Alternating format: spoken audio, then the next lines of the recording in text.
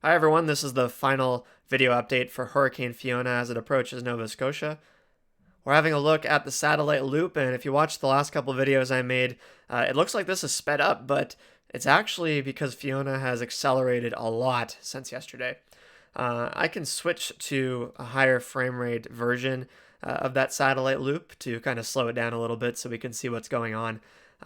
But Fiona has been tracking to the northeast, and now it's starting to turn more towards the northeast. And I don't know if you guys can see this, but the latitude lines, this is the 60 west line, and we're expecting Fiona to get as far east as about 60.7 degrees west before it starts hooking back left a little bit towards Nova Scotia. Now, we can also see the structure of the storm a bit. To the north and west, there's a lot more upper level divergence associated with the trough that's digging in. It's creating this cloudiness you can see to the north and the west. Also, with Fiona itself, there's still a pretty uniform region of what we call central dense overcast, just the cloudy region in the center of the storm.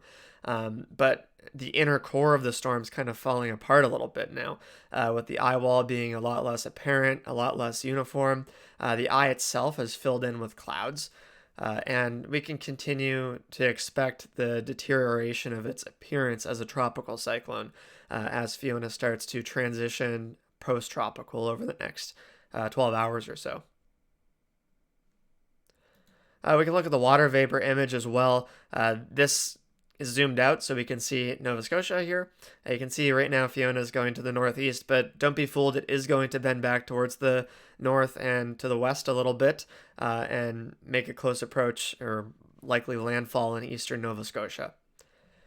Now, this water vapor image actually shows the upper level features of the atmosphere really well. So I don't know if you can make it out, but there's a little dark region here that's digging down across northern New York. This is actually an upper level low associated with that trough we've been talking about, and you can see the outline of the trough as well. If you kind of follow this outline of the gray and black, the wave or the wave of the trough is kind of tilted negatively, and that's what's swinging Fiona into Nova Scotia. So this was all predicted a few days ago. About 4 days ago, this solution was honed in on, and as forecasted, Fiona will be making its turn towards the northwest and impact eastern Nova Scotia. Here's the forecast track for National Hurricane Center. Hardly any change since yesterday. I won't stay too deep into this. You can see the outlines of the hurricane and tropical storm warnings, and you can also see the hurricane's wind field. So this is the hurricane wind field in the red, and then the tropical storm force wind field in the orange. You can still get hurricane force gusts in the orange area, and actually, even though Bermuda, it's well on the outer bands of the storm, Bermuda measured 100-knot wind gust, even though the hurricane force winds were much further away from the island itself. So yeah, I'll link National Hurricane Center's track. Canadian Hurricane Centers is also very similar to this. This is the wind field again. Environment Canada has a lot of warnings out, so if you're interested in very specific wording and impacts for your area, go ahead and check out Environment Canada's website to look at warnings. We've got wind warnings, rainfall warnings, storm surge warnings for certain areas of the province as well. And right now, for Halifax specifically, I'll talk a little bit more about Halifax because I know I didn't cover it too much in the last couple of videos, but most of you guys are in the Halifax, Dartmouth area. Environment Canada is expecting gusts 100 to 120.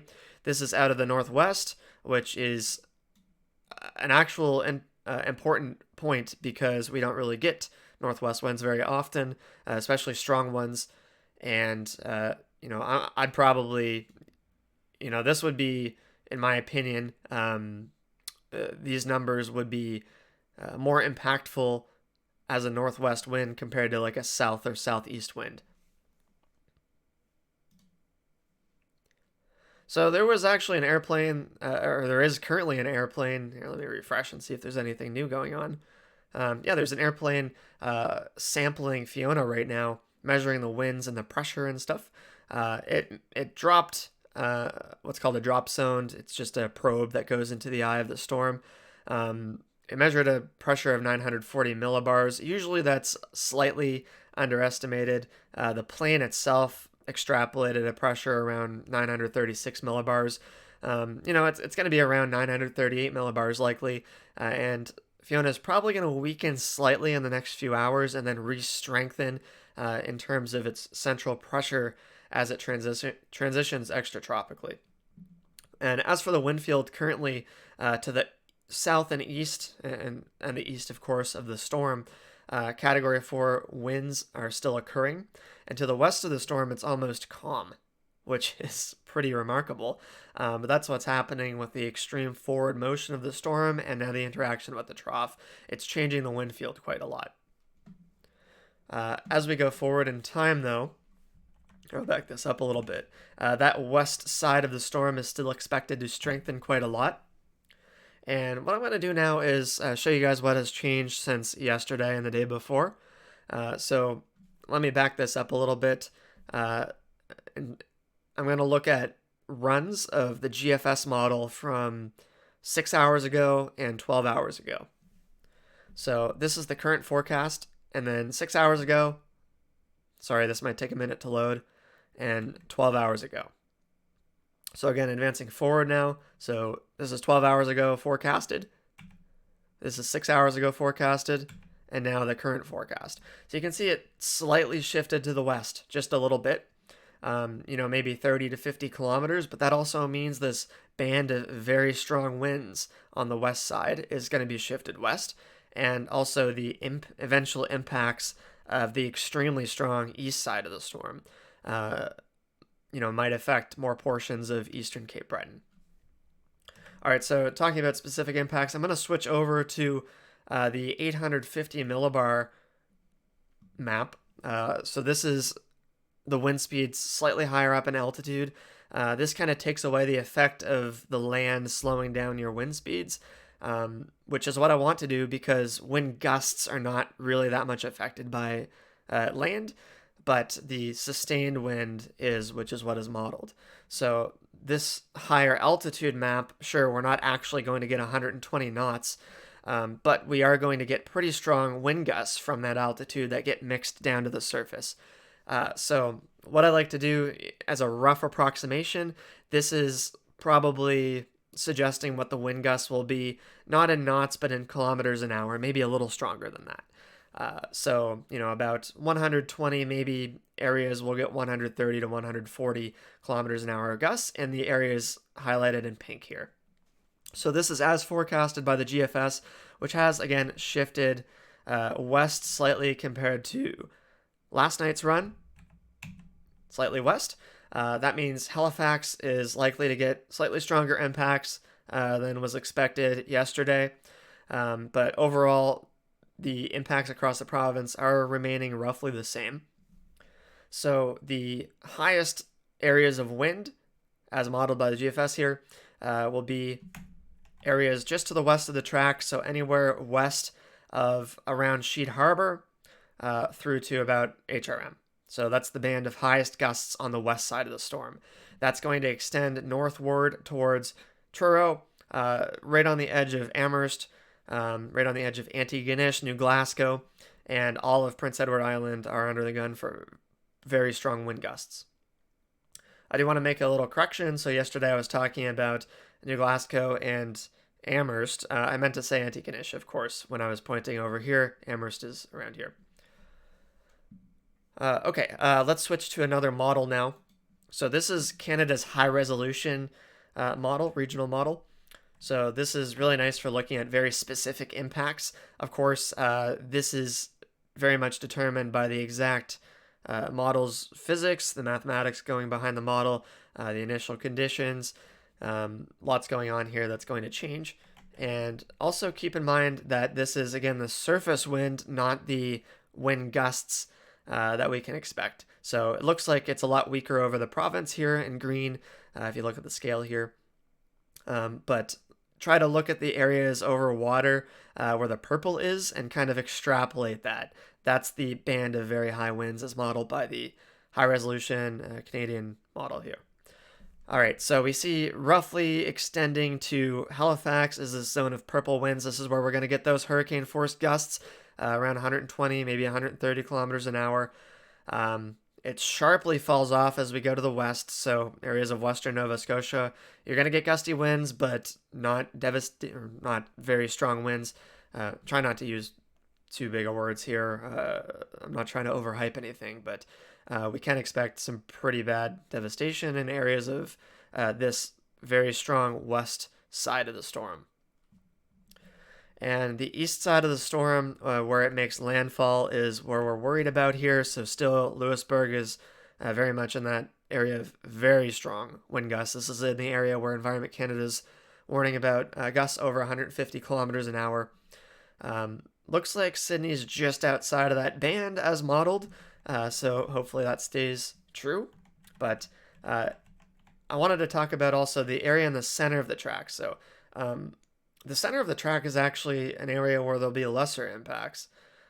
So you want to hope that the eye goes over you, because as you can see here, the area in front of the storm, there's a little bit of break in this very strong ring of winds. So right in front of the storm, there's sort of a canceling out of the winds with the forward motion. And also there's a bit of a frontal nature to the storm. Where the front is, it's kind of acting to calm the winds at the surface here. So right where the storm's making impact, it's kind of lined up with that area of weak winds. And you would expect very strong winds on the south side of the storm, but luckily for us, the storm is going to start weakening just as it makes landfall, and those strongest winds on the south side will, remain in warning criteria that they're suggesting of around, 100 to 140 kilometers an hour. The strongest wind gusts of, off the coast here, this zone of pink, this is like 180 or more kilometer an hour winds. Luckily staying offshore for the most part. Still worried about extreme eastern areas of Cape Breton. It could get very strong wind impacts here. All right, so in conclusion here, band of very strong winds has shifted very slightly to the west. Halifax is in that zone as modeled. And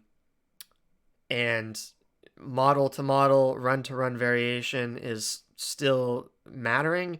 But overall, the impacts will happen in areas Halifax on east and Prince Edward Island especially as well. Anyone that's watching in northern Nova Scotia here or eastern New Brunswick, this is a zone of 100 kilometer an hour wind gusts. We can expect some heavy rainfall there as well. Let's talk about that rainfall here. So this is again that same model, but now showing the rainfall. So you can see there's an area of purple here near where Hurricane Fiona is making landfall. So sure, the area in the center of the storm might be spared the worst of the wind impacts, but it's looking like the bands of heaviest precipitation are going to fall in that area. So this is, of course, one specific model. GFS is going to show quite a lot different rainfall rates, but there's still that area in the center of the track where the heaviest rainfall is going to be occurring. So looking at total precipitation now. Let me just advance forward in the frames a little bit. Bear with me as it loads. But that area of where that band sort of lines up and stalls with the center of low pressure area around Canso in this case, this is showing locally what can happen in the heaviest bands. This exactly is not going to happen, okay?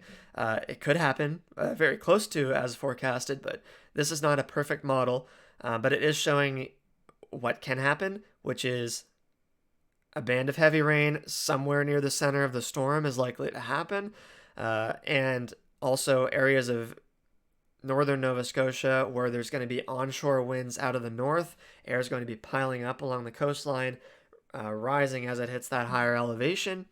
And this is an area of enhanced rainfall as well, likely over 150 millimeters in certain areas. In general, widespread areas of about 100 millimeters are to be expected. There will be areas with less rainfall as well. You can see, areas around maybe Truro or just south of Truro, around the airport, only about 50 to 70 millimeters, right? So even within a very large storm, we can have areas of lesser impacts, right? So this is why it's very hard to predict the weather for very specific areas, is because where the exact rainfall bands land, where the gusts of highest wind occur, is not possible to model perfectly. All we can do is speculate on the possibilities here, and what I'm doing here is honestly the best I can do with giving details. Last thing I want to talk about here, guys, is the waves. So again, with the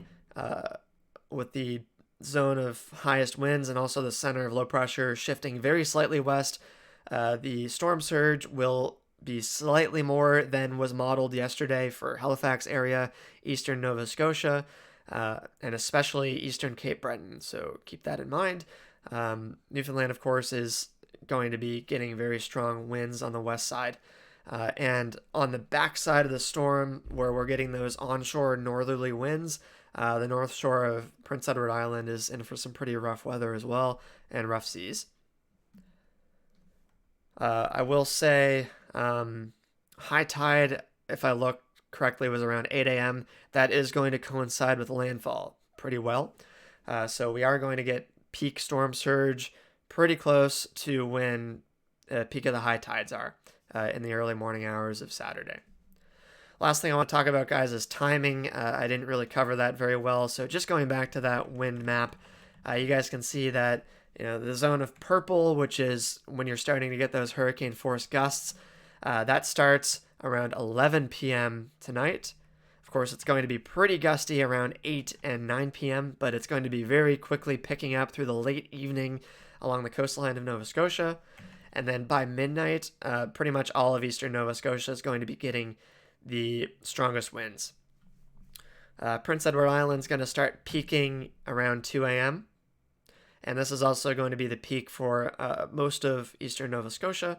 Halifax area, 1 a.m. to 2 a.m., looking like the peak of the winds. This is also peak intensity of the storm. This is when the storm's going to be strongest. The strongest isobaric support or isobaric instability is going to be enhancing the west side of the storm at this moment. And then as we advance into the early morning hours of Saturday, it's looking like the strongest impacts on eastern Cape Breton when the storm's making landfall is going to be around 6 to 7 a.m., which is just before high tide. All right, guys, that's pretty much it. So happy to interact with you guys on the Reddit thread, and if anyone has any questions, feel free to reach out. Sorry if I missed anyone's questions yesterday. There was quite a few of them, especially after I went to bed at midnight, so I missed a few of them. But of course, if you guys have any questions about specific impacts to your area, please look at Environment Canada's warnings. Those are the best for that.